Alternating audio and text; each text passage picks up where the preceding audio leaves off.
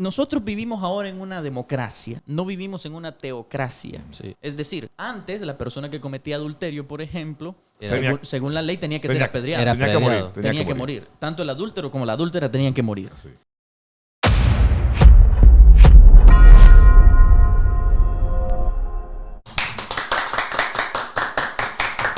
Bienvenidos a su podcast Sellados. Una vez más estamos acá con otra edición de su programa Sellados, con un nuevo podcast. Hoy vamos a tratar un nuevo tema. Antes de, quiero invitarles a que se suscriban, compartan en sus redes sociales con amigos y familiares.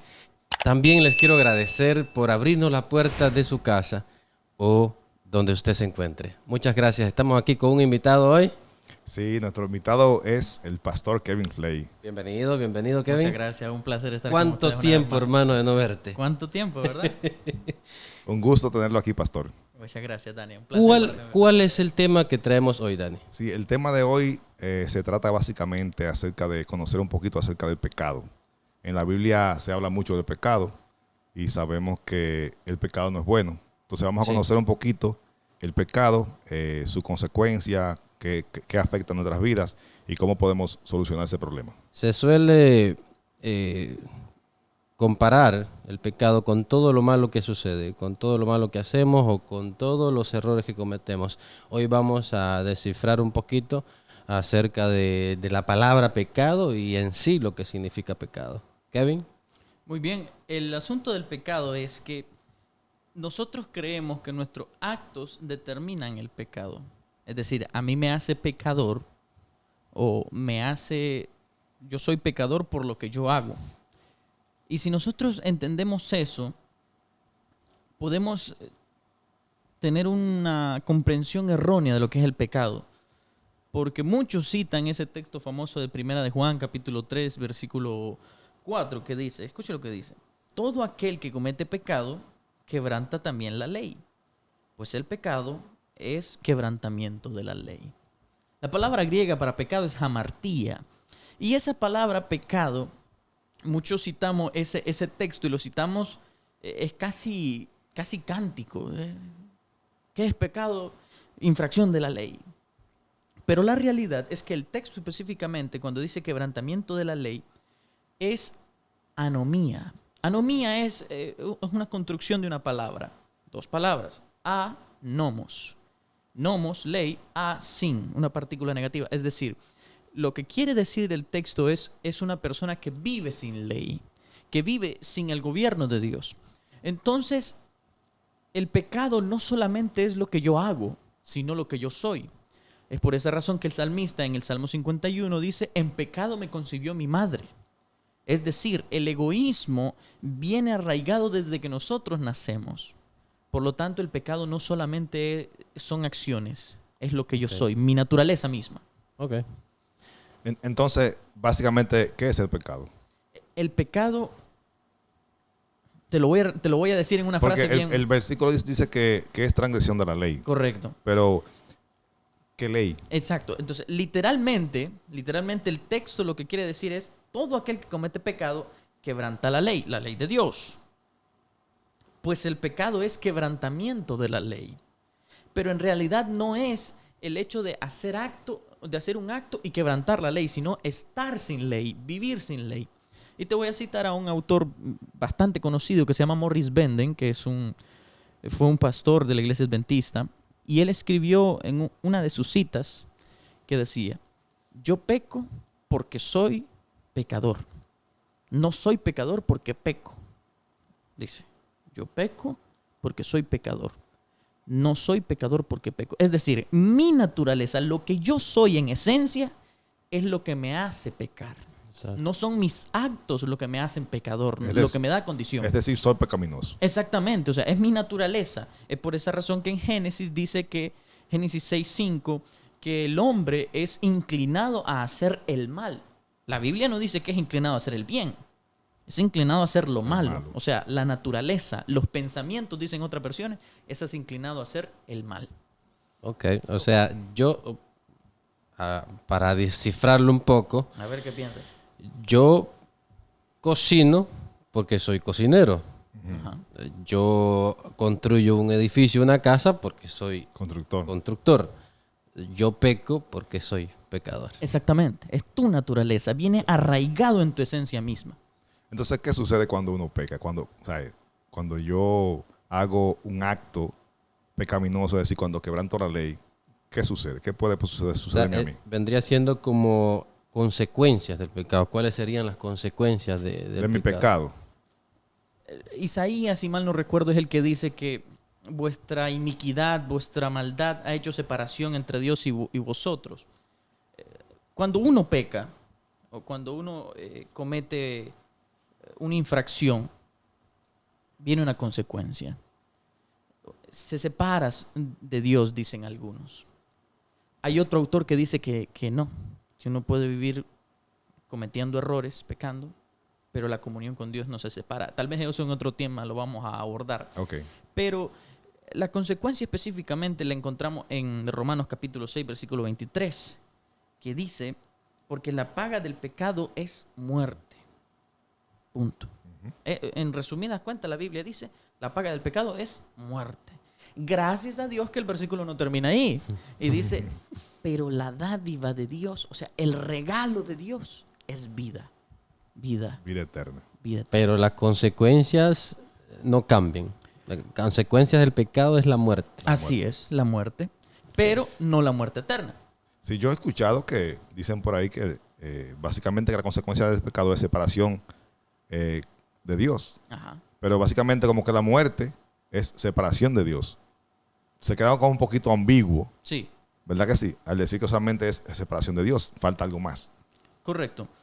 Como ya habíamos dicho en el comentario anterior, el pecado no solamente es lo que yo hago, sino lo que yo soy. Partiendo de ese argumento, nosotros podemos entender, Dani, que no significa que el pecado no es solo lo que yo hago. O sea, hay tiempos en la vida del cristiano que uno se porta bien. Sí. Y uno siente que si ora cae fuego del cielo, ¿me entiendes? Pero hay momentos en que uno no anda tan bien. Sí. La vida del Que se cristiano. sienta uno desconectado con Dios. Exactamente. Entonces, pero cuando tú estabas bien, y según tú, éticamente y moralmente andabas bien, no andabas así infringiendo la ley en cierto sentido, tú te sentías bien. Cuando pecas, cuando has fallado, te sientes tan mal. Te sientes deplorable y triste. Pero la realidad es que siempre tu naturaleza se mantuvo en los dos estados. Aunque éticamente te portes bien, aunque éticamente no te portes bien, tu naturaleza siempre sigue siendo pecaminosa. Sí. Es decir, si no hay alguien que nos reconcilie con Dios, estamos perdidos. Sí, pastor, y ahí mismo, aparte de la consecuencia básicamente espiritual, es decir, la muerte, en nuestra vida común, ¿tiene alguna consecuencia el pecado? Es decir, cuando yo peco, ¿me puede pasar algo? Es decir, si yo cometí una infracción así, si le hice daño a una persona, ¿hay consecuencias?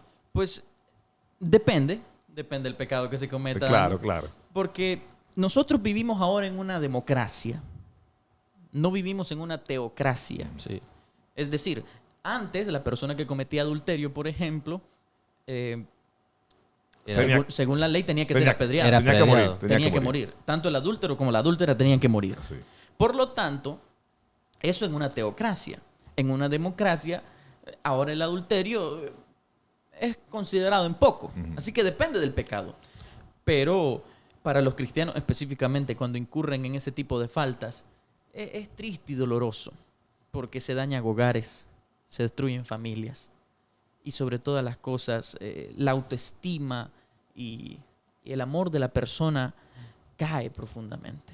Cuando decimos democracia nos referimos a que el gobierno de cierto pueblo puede ser elegido democráticamente. Así es. Pero cuando decimos teocracia o teocrático, Uh-huh. ¿nos podrías explicar un poquito ahí, Pastor Kevin? Muy bien, el gobierno teocrático de Dios es el gobierno que se administra, que lo dirige Dios. En sí es una palabra compuesta. Exacto, teos y kratos.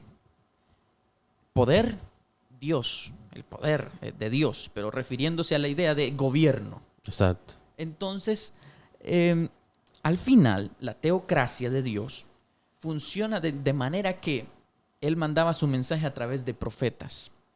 Si ustedes recuerdan, en Samuel, ya el pueblo quiere ser como los demás.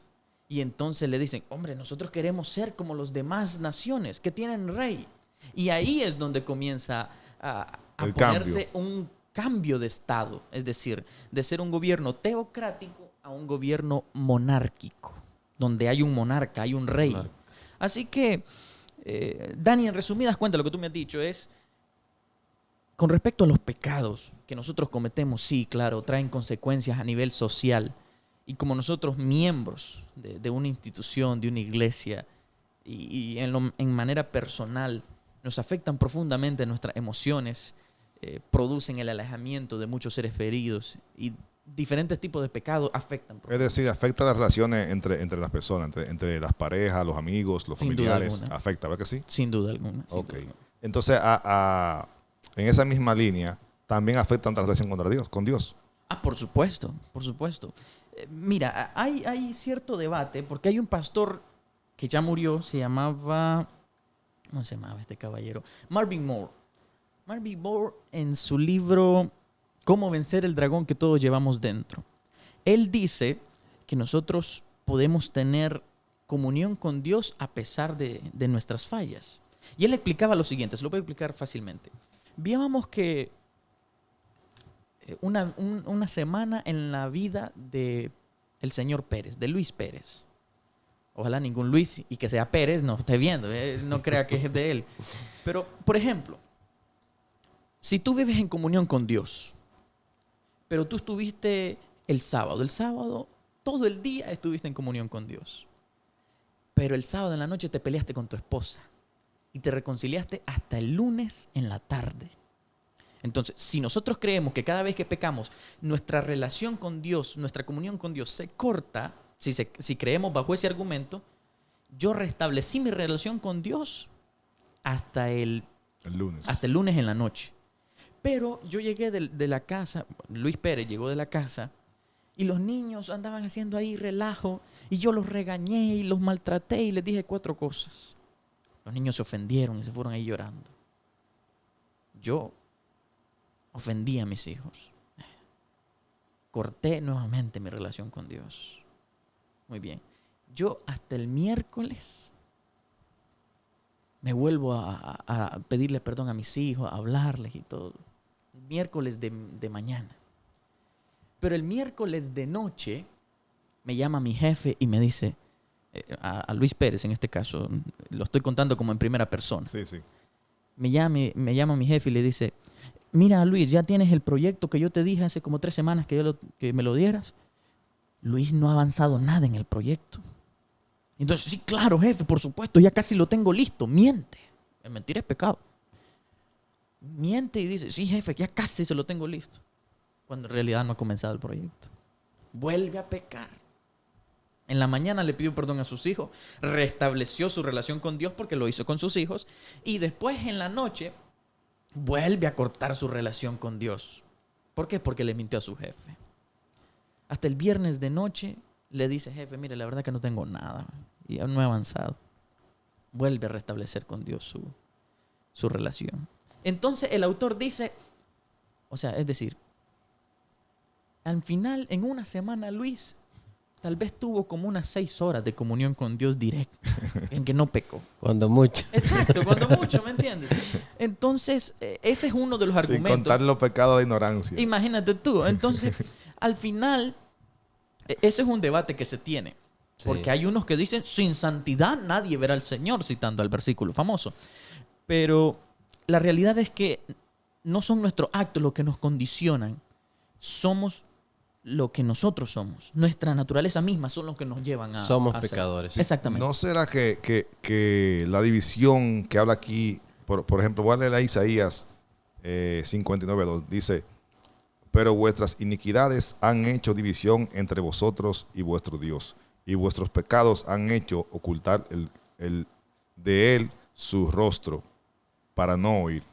Dice, el pecado rompe la comunión con Dios y necesita ser restaurada. Básicamente, lo que yo entiendo es básicamente como cuando Adán, que tenía una comunión estrecha con Dios antes de pecar, íntima, cercana, que podía verlo y podía conversar con él, básicamente al él pecar ya la comunión no era igual, ¿entiendes? Aunque se rompió literalmente la comunión con Dios, ahí mismo ya no podía verlo, no podía conversar con él literalmente, pero eso no quiere decir que podía seguir en comunión con Dios de otra manera. Así es. Eso, entiendo yo que es diferente. Ahora la relación con ellos, entre Dios y Adán después del pecado, fue diferente. Había relación, pero era diferente. Correcto. Eso entiendo yo. Correcto. No es solamente como contaste ahí, de que hoy peco y mañana me reconcilio con Dios y después me arreglo. No creo que sea así.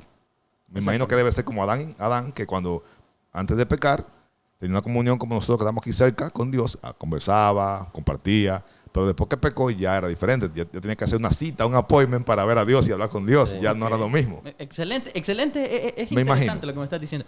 Pero escuchen algo interesante. Les hago una pregunta. ¿Los discípulos cuando caminaron con el Señor Jesús estaban convertidos o convencidos? Yo creo que estaban convencidos. Convencidos. Convencidos. ¿Por qué? ¿Por qué crees tú, Yelvin? Mira, o sea, solo el hecho de escuchar a un Jesús hablando con tanta seguridad y de no solo eso, ver los milagros en primera persona, en primera plana, o sea, cualquiera se convence. Correcto. Entiendo que por esa razón estaban convencidos. ¿Y tú qué piensas, Daniel, al respecto? Bueno.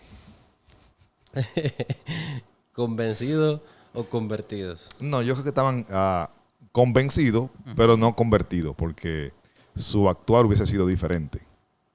Ok. Por ejemplo, Pedro cuando fueron a agarrar a Jesús para meterlo preso, él sacó su cuchillo. Correcto. Creo que si hubiese estado convertido no hace eso, hubiese sido diferente. Yo dije en el video, en el podcast pasado, que no era un cuchillo, ese era un machete. Por ejemplo, igual mismo Pedro, cuando atraparon a Jesús, que lo tienen preso, él lo negó 3 veces. Yo creo que si hubiese estado convertido, no lo niega 3 veces. No lo niega. Quizá una, pero no 3. Oye, Muy bien. Muy bien. Y por así le puedo poner varios ejemplos que en vez de ellos hacer lo correcto, siempre hacían lo incorrecto. ¿Por qué? Porque no estaban convertidos, sino convencidos. Muy bien. y los demás no hubieran salido corriendo. De ahí se habla de Pedro y del otro, pero el resto, No, todos. todos salieron corriendo. No, y es que asunto interesante, porque es que si ustedes recuerdan en Lucas capítulo 22 del 24 hasta el 38, el Señor Jesús le está anunciando la institución de la Santa Cena, pasa la Santa Cena, el Señor Jesús está triste, está viviendo un momento de tensión emocional profunda, pero los discípulos están discutiendo quién va a ser el jefe después que vaya a ser el Señor Jesús. ¿Están convencidos o convertidos? ¿Qué es lo que quiero decir con esto? ¿En qué momento los discípulos se convencen, creen y se convierten de todo corazón, de verdad? Ahora, los discípulos después de convertidos, si lo ajustamos a la fecha del Pentecostés, cuando ellos recibieron el Espíritu Santo, voy a poner el caso de Pedro. Pedro se equivocó, cometió errores. Muchos. Después de Muchísimo. convertido, después de que recibió el Espíritu Santo. Sí. Sí. ¿En qué momento? ¿Se acuerdan cuando Pablo reprende a Pedro por su hipocresía? Sí. Hipócrita le dice a Cefas. ¿Por qué? Porque tú comes con gentiles, pero cuando vienen los fariseos que se han convertido al cristianismo, tú te retraes. Estaba haciendo acepción de personas. Exactamente. Entonces, ¿cuál es el asunto? Pedro, el gran Pedro, discípulo, amigo de Jesús, aún así peca, aún así fracasa. Es decir, lo que a Pedro lo condiciona no es lo que él hace, sino lo que él es. Un pecador. Entonces, pastor, ahora que podemos ver que hay un problema con el pecado, o sea, el pecado nos separa de Dios y aparte de eso daña nuestras relaciones con nuestras amistades, con nuestras parejas, con amigos. ¿Cómo podemos resolver ese problema? Yo me imagino que yo creo que no puedo resolver ese problema mío, de mi pecado. Muy bien. ¿Cómo podemos resolverlo? Hay un asunto interesante, si mal no recuerdo yo, en Corintios. Y es que en Corintios, si mal no recuerdo, permítame hago memoria. El Señor nos está diciendo de que nosotros tenemos que ser reconciliados. Yo creo que fue el podcast pasado que estuvimos trabajando con el asunto de la salvación. Bueno, el primer podcast estuvimos trabajando con el asunto de la salvación. Y la ley demanda la muerte del pecador. La ley demanda la muerte del que ha hecho el pecado. La muerte física, la muerte eterna. Pero para eso necesitamos a un abogado. El asunto del pecado se resuelve en el sentido cuando la persona cree en Cristo Jesús. Les voy a citar una frase de este libro. A la audiencia que nos ve, yo les recomiendo mucho este libro. ¿Dónde está la cámara? Ahí está. Aquí. Salvación sin límites. Un libro bellísimo. ¿Autor? Edward Heppenstall, erudito adventista, ya murió hace ya mucho tiempo. Pero lo sacaron en los clásicos del adventismo y el libro dice esto. Escuche lo que dice la página 29. En el capítulo El hombre, ¿quién es y qué es? Él da una idea importante. Se mide el valor de la víctima de un secuestro por el precio pagado por su rescate. ¿Cuán valioso debe ser el hombre que tuvo que ser rescatado a tan elevado precio? Amén. El valor de un secuestro se mide por el precio de la víctima, el precio pagado por la víctima. Y el autor dice, cuán valioso debe ser el hombre que tuvo que ser rescatado a tan elevado precio. Wow. Dios, el Señor Jesús, desde la eternidad había predispuesto en el concilio celestial, había predispuesto de que Jesús viniera a morir a esta tierra, para que aquellos que habían sido secuestrados por el pecado fueran rescatados por la sangre de Cristo Jesús. Amén. Ese es el asunto, Dani. Así se resuelve. La sangre de Cristo es la que nos dará la solución al mal del pecado. Amén. Amén. Sí. Ahora, mira, he escuchado por ahí que todos los pecados son iguales. Por ejemplo, me robe algo, o haga un secuestro, robe, a que diga una mentira es lo mismo. O sea, pecado chico, pecado grande es el mismo pecado. ¿Cómo identifica? ¿Tú estás de acuerdo con este concepto o crees que hay diferentes tipos de pecados? Bueno, primero vamos a ver no solamente lo que yo... Dani, ¿tú estás de acuerdo? Bueno, yo creo que ante Dios es lo mismo, pero la consecuencia en nuestra vida Son diferentes. son diferentes. Diferentes consecuencias, pero... Sí. Okay. Para Dios, Pecado chico, pecado grande, para Dios es lo mismo. Para mí que para Dios es lo mismo, chico grande, pero en cuanto a nuestra vida social, hay consecuencias diferentes para cada pecado. Es decir, como hablamos anteriormente, si yo peco, para Dios es lo mismo que robe o mate, pero en el mundo social, si yo mato, no es lo mismo que si robo. Muy La bien. consecuencia es diferente. Pero se podrían clasificar o introducir en ciertos espacios. El problema es que yo considero que para mi salvación, no importa que yo mate o robe, es lo mismo. Pero si mi vida, como dije, en mi vida social, si yo mato o robo, pues si voy a la cárcel va a ser diferente condena. Sí, mejor dejemos que el Sí, experto que responda. Es interesante lo que dice Dani. Dani dice que dependiendo del pecado va a ser la consecuencia en el ámbito Sí. social. Eso es verdad. Sin embargo, en la Biblia, para Dios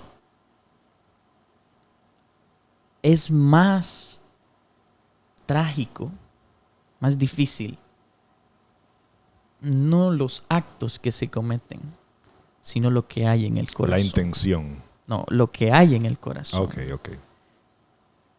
Nosotros muchas veces calificamos los pecados de trágicos. Escuchen bien. Perdón que Tienen cite el diferentes libro. grados. Sí, perdón que cite el libro. Ya Sí, después sí, voy sí. a ir a la Biblia. Pero este libro, hermanos, se los recomiendo.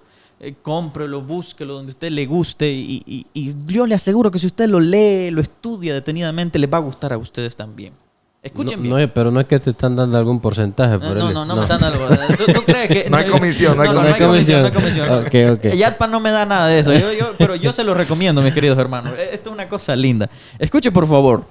Página 24 Y dice, la gente suele pensar que el pecado es terrible cuando resulta en enfermedad, pobreza, prisión, sufrimiento prolongado y muerte. Que mientras uno puede escapar de todo eso, la vida pecaminosa puede ser deseable. Si uno puede escapar de la muerte, la pobreza, la prisión, el sufrimiento prolongado, la vida pecaminosa puede ser deseable. Pero el pecado nunca es más peligroso que cuando triunfa. Nunca es más costoso que cuando produce ganancias. Nunca es más desastroso que cuando parece atractivo. Nunca es más engañoso que cuando la gente se encuentra más satisfecha con él. ¿Qué es lo que quiere decir el autor? Muchas veces nosotros hacemos énfasis en las acciones y andamos criticando a los hermanos porque aquel sinvergüenza se metió con la esposa que no era, y criticamos los actos. Porque nosotros miramos las apariencias, dice la palabra de Dios. No miramos el corazón.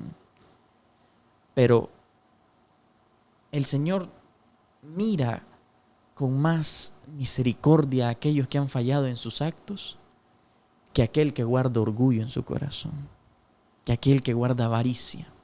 Y con respecto a lo que dijo Jelvin y lo que dijo Dani, con respecto a que si hay diferentes tipos de pecados, en el hebreo hay diferentes definiciones para el pecado. Sí. El caso perfecto es Salmos 32, que hoy estuvimos trabajando con ello en una de las iglesias, en el Salmo 32, cuando David habla sobre el asunto, la dicha del perdón. Y en el Salmo 1 dice, bienaventurado el hombre que no anduvo en camino de malo, ni se juntó con malhechores, sino que de día y de noche medita en la ley. Y en el 32 utiliza la misma palabra, bienaventurado. Dichoso aquel que anda en santidad. Buenísimo, excelente, perfecto. Pero también es dichoso aquel que recibe el perdón, que recibe el gozo de la salvación. Escuchen lo que dice el texto. Dichoso aquel cuyo pecado, la palabra ahí, pecado en hebreo es peshá, es perdonado, y cuya maldad, hatá, queda absuelta. Dichoso aquel quien el Señor ya no acusa de impiedad, abón, y en el que no hay engaño, remillá. 4 palabras, peshá, hatá, abón y remillá. Peshá es un pecado planificado. Es un pecado que tiene que ver con la ruptura de la confianza entre una relación. Número 2, el hatá tiene que ver literalmente con errar el blanco. Yo quise hacer esto, pero no me salió y fallé. El 3 tiene que ver, el abón tiene que ver con un estilo de vida. Tiene que ver con lo que está torcido, es decir, es la forma en que ellos viven y simplemente así son. Y el otro, el remillá, tiene que ver con la rebelión, una rebelión declarada contra Dios. Por lo tanto, hay diferentes tipos de pecados según el hebreo. Entonces, ¿lo puedes enumerar cuáles son? Okay. El primero es el peshá. El peshá es la traición de la confianza entre una relación. Es algo que yo medito para hacer algo. Exacto. Es un pecado meditado y pensado. Okay. Nosotros creemos, o yo creo que el pecado de David con Betsabé es un pecado que tiene que ver. Es peshá. ¿Por qué razón? Aunque cuando David le dice a Natán, sí, yo pequé contra Dios. Él utiliza la palabra hatá, o sea, erré el blanco. Escuchen la que utiliza David.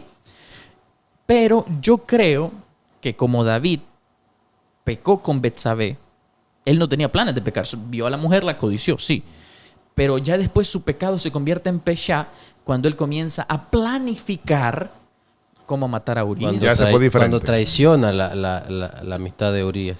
No, y no solamente eso, la fidelidad de Urías contrastada con la infidelidad de David. Y él se sentó a planear cómo hacerlo. Exactamente. Planificarlo. Primero mandó a llamarlo, le dijo, vienes cansado, ¿cómo está Joab? ¿Cómo están los guerreros? ¿Cómo está la gente? ¿Cómo va la guerra? Y después dice, vete a tu casa. Entonces, ¿cuál sería la otra? El otro es el hatá, el otro es el errar al blanco. O sea, lo hice, pero no quería hacer eso. Exactamente, lo hice, pero no quería hacerlo. Pero hay otro. El tercero es el abón. El abón es un estilo de vida, una conducta. No me importa, así yo vivo. Exacto, es decir, esa es mi forma de ser. Yo vivo en esa forma. Sí. No es que yo conocí, sino que yo vivo, esa es mi forma de vivir. Para ese hay perdón en el santuario. Y el último es el remillá. El remillá es una rebelión declarada contra O sea, Dios. yo sé que hay un Dios, Ujú. yo sé que existe Dios, sé que hay una ley, Ujú. pero me da igual. Exactamente, pero me da igual. Entonces, según el texto, en Salmo 32, ahí se revelan 4 tipos de pecado. El caso de David es perfecto para ilustrar estos asuntos del pecado. Pero si ustedes notan, al final, la historia de David muestra que David es contado entre los héroes de la fe. David es contado entre aquellos que permanecieron fieles. Hebreos dice, ya no tengo tiempo para contarles tanto, pero sí yo le podría contar de David, de Samuel.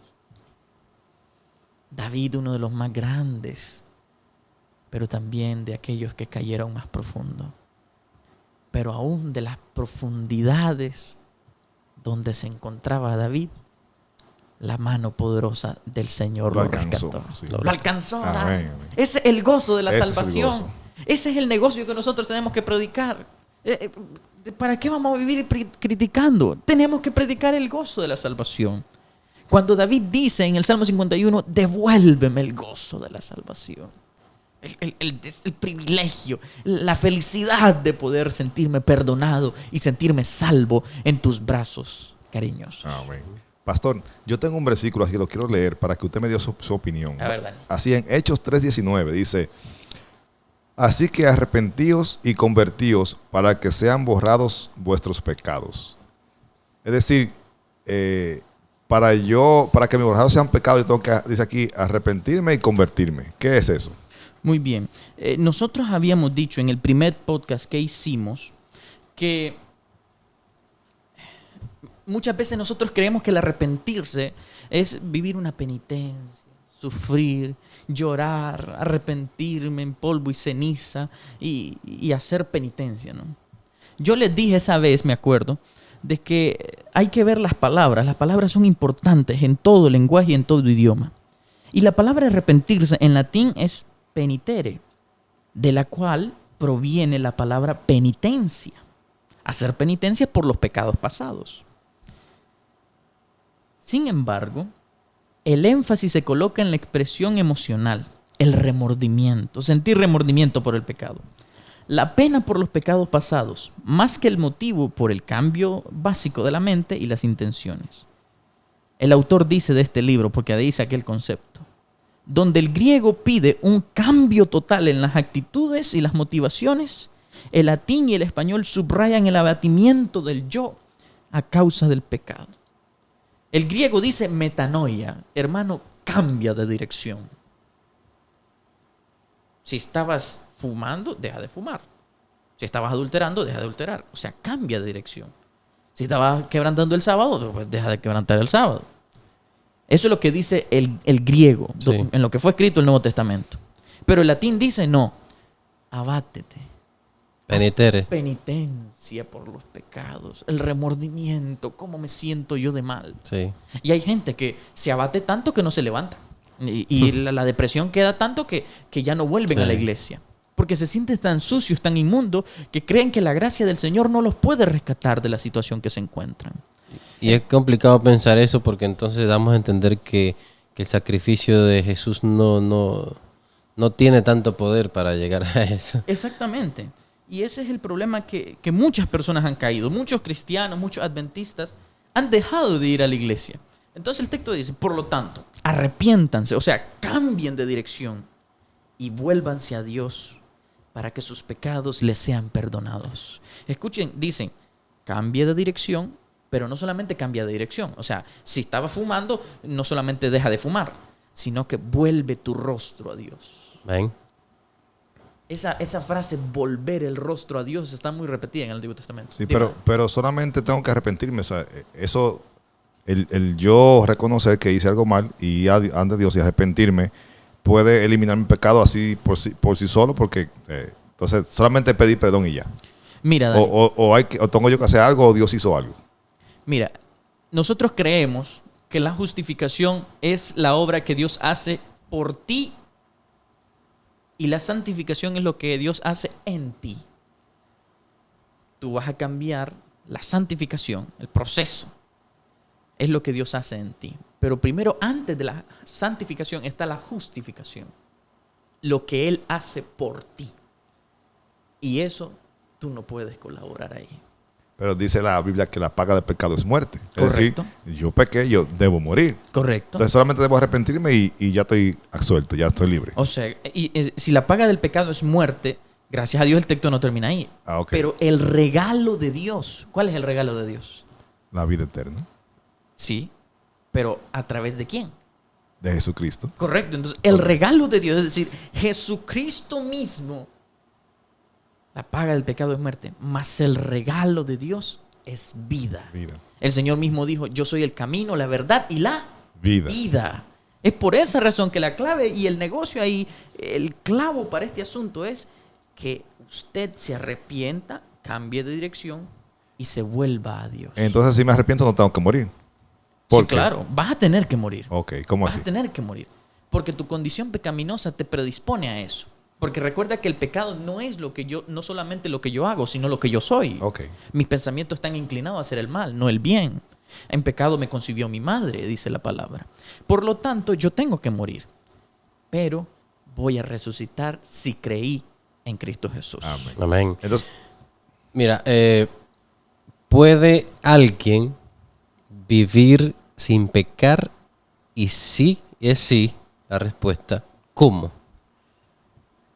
Complicada la pregunta que me has dicho. básicamente, Eso es como para hacer otro tema. No, básicamente, ¿cómo yo puedo evitar el pecado? Sí. Más sencillo, más simple. Evitarlo, por lo O sea, menos. si se puede evitar y cómo. Mira, yo escuché una vez en una entrevista del pastor Bullón, él decía que si tú te mantenías siempre conectado al Señor, podrías permanecer firme. El pastor Bullón, no lo digo yo. Y él decía eso, ¿no? Sin embargo, yo creo que simple y llanamente cuando tú naciste pecador, ¿te puedes mantener sin pecar? Yo no creo. No creo que te puedas mantener sin pecar. ¿Por qué razón? Por las mismas razones que le he presentado. Tu naturaleza misma te condiciona. Entonces, ¿qué hago? ¿Hago que no me importe? ¿Vivo así porque no puedo dejar de pecar? ¿O tengo que esforzarme a intentar no pecar? El asunto es que el hecho que tú seas salvo por gracia no significa que tú no tengas que honrar esa gracia. Ok. El hecho que tú seas salvo a través de la gracia, esa gracia debe ser honrada. ¿Honrada cómo? Con una vida en santidad.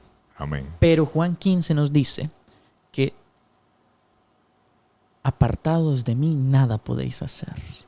Morris Benden dice que la clave para mantenerse firme ante toda situación es estar conectado a la vid. Entonces la solución es Cristo. La solución es Cristo. El resumen de todo el discurso que les he dicho y toda la plática que hemos puesto es, queridos hermanos y amigos, si ustedes permanecen en Él y yo en vosotros, dice la palabra, producirán mucho fruto. Amén. Porque apartados de mí, Nada podés hacer. Bueno, aquí ya hemos terminado. Ya no hay nada más que decir. Yelvin. El tema que dijo Yelvin es como para otro podcast. Sí, el sí, asunto otro ese podcast, de que si podemos permanecer sin pecar. Este es Sí. un debate teológico profundo. En la Podemos iglesia. hacerlo para la próxima. ¿Qué usted Bueno, piensa? Me parece una excelente idea. A ver si tenemos y lo agendamos para poder Claro, venir. claro. Gracias, estimados amigos y amigas y jóvenes que nos sintonizan, que nos visualizan por medio de este canal. Les agradecemos profundamente que nos haya acompañado. Le invitamos nuevamente a que comparta el podcast con sus amigos, con sus grupos en las redes sociales y se suscriban por acá. También vamos a estar dejando por este lado o por este los podcasts anteriores. Así es que nuevamente ha sido un placer estar con ustedes. Gracias, pastor, por su visita. Gracias, Yelvin, por tu ayuda. Que Dios le bendiga. Un placer estar con ustedes. Hasta la Bendiciones. próxima. Bendiciones.